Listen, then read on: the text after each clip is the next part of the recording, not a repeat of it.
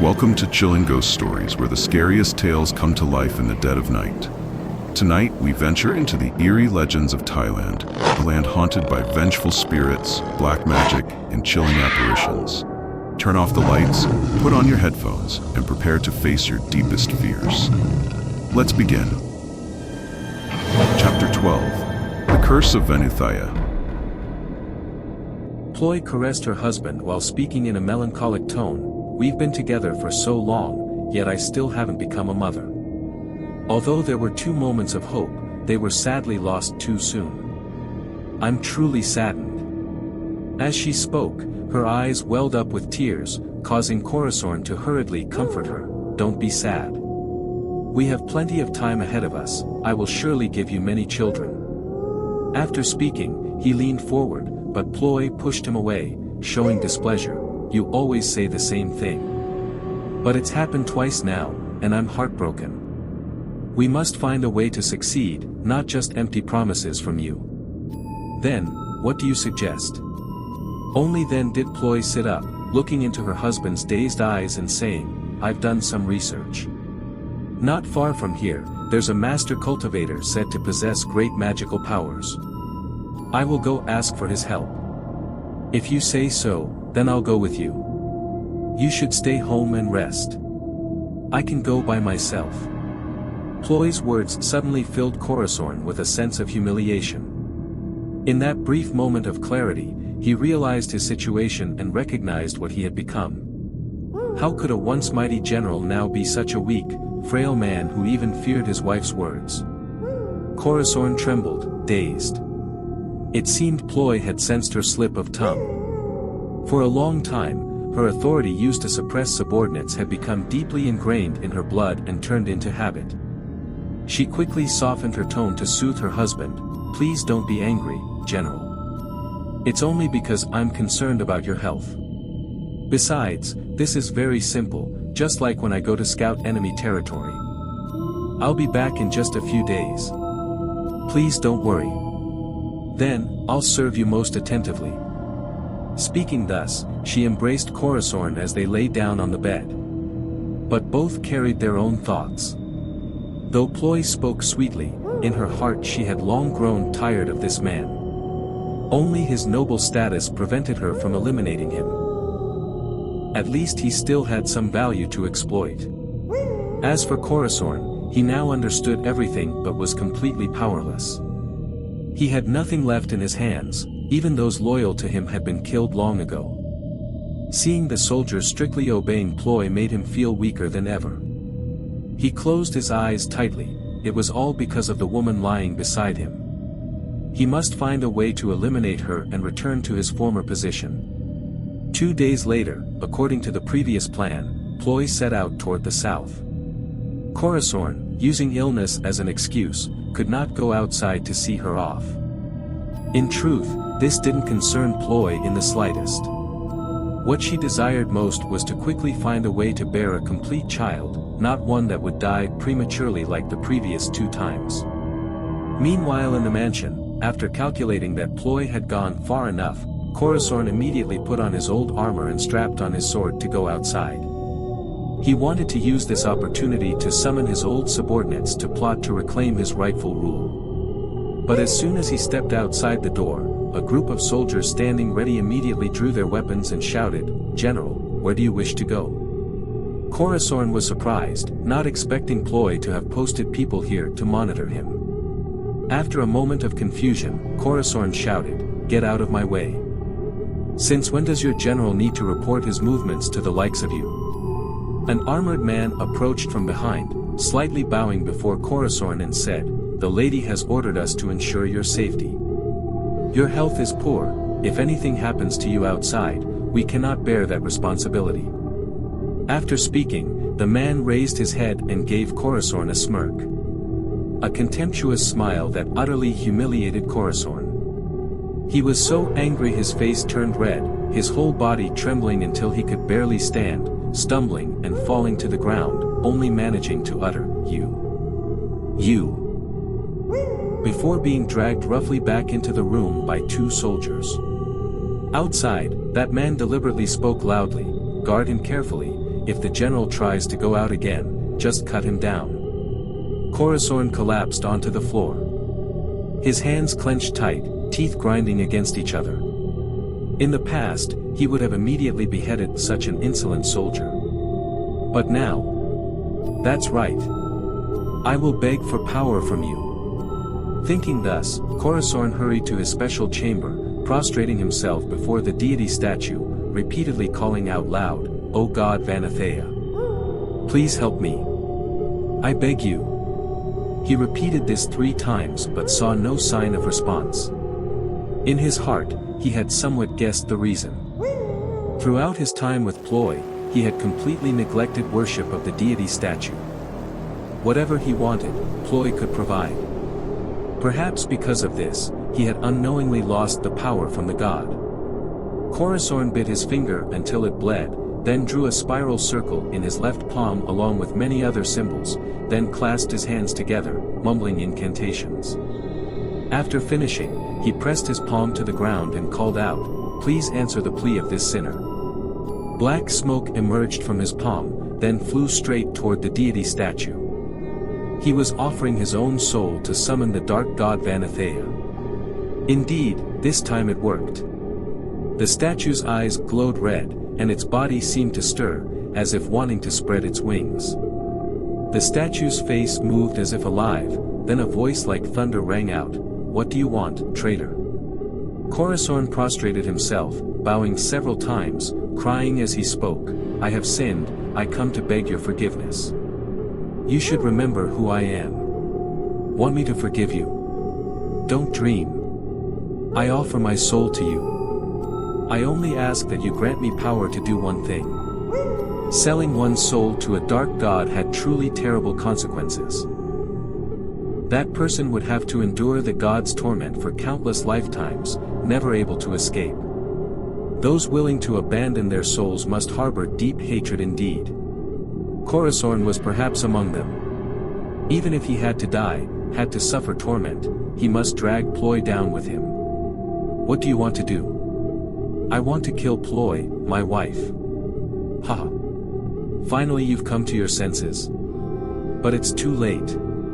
She is very powerful, not someone an ordinary person like you can deal with.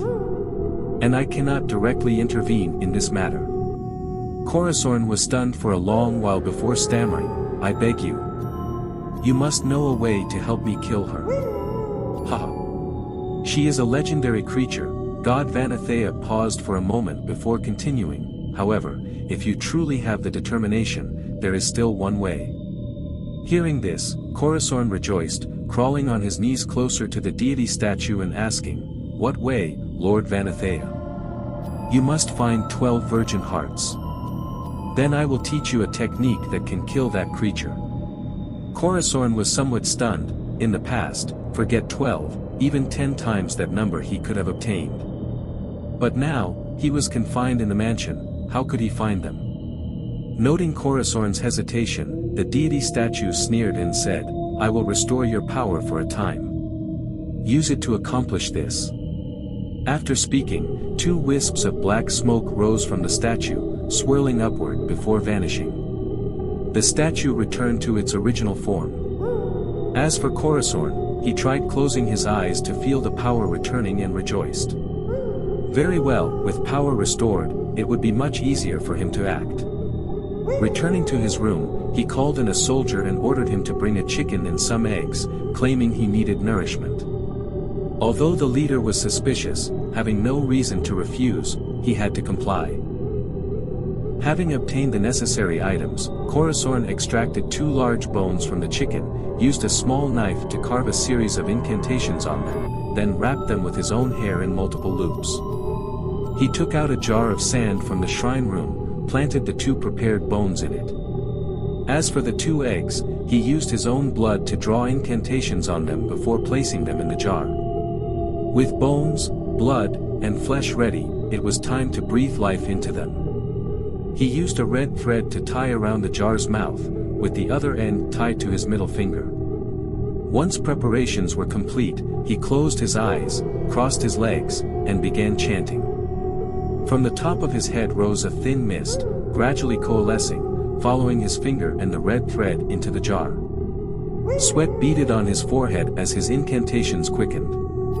Until the jar was full of white mist, he stopped chanting, quickly covered it and placed it on the bed.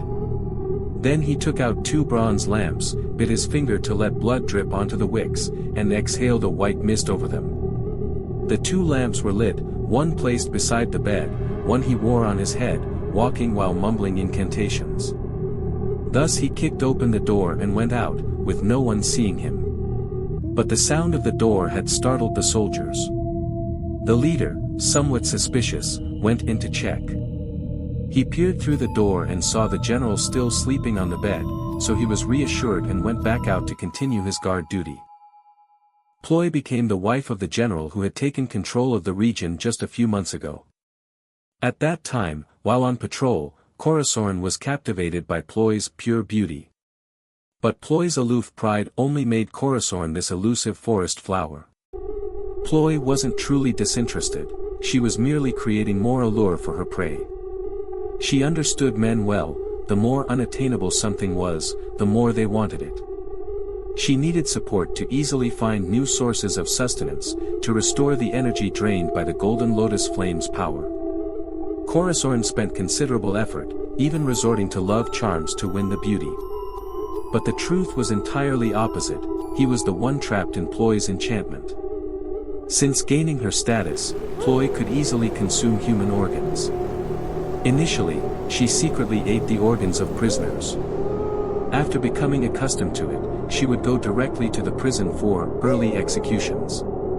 The rich, searing taste of human organs enthralled Ploy more and more, but it also made her demands grow higher and more brutal. She thought of children, surely they would taste sweeter than these filthy, foul-smelling prisoners. This was initially difficult, but because Corazon was so infatuated with her and didn't want to see his beauty upset, he eventually gave in. That's why children were brought to the mansion under the pretense of training young servants. Not stopping there, Ploy continuously helped her husband expand his power and territory. During this time, the newly crowned king was just a child, and power fell into the hands of officials, each controlling their own region. Conflict and power struggles were inevitable.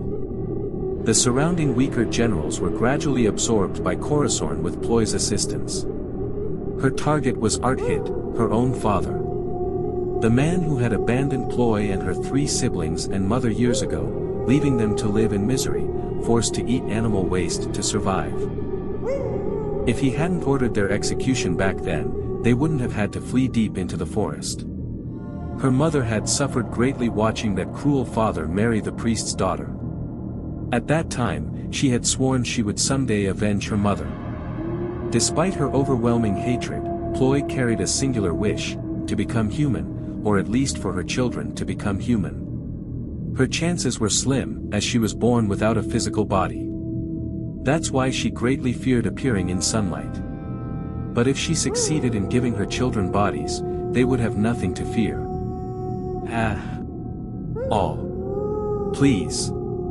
Please spare me. In a dark underground chamber lit by a few torches, barely illuminating the face of a thin middle-aged man covered in wounds, hanging upside down by his hands from the cell beam. 2 soldiers continuously struck his bear, bleeding back with leather whips.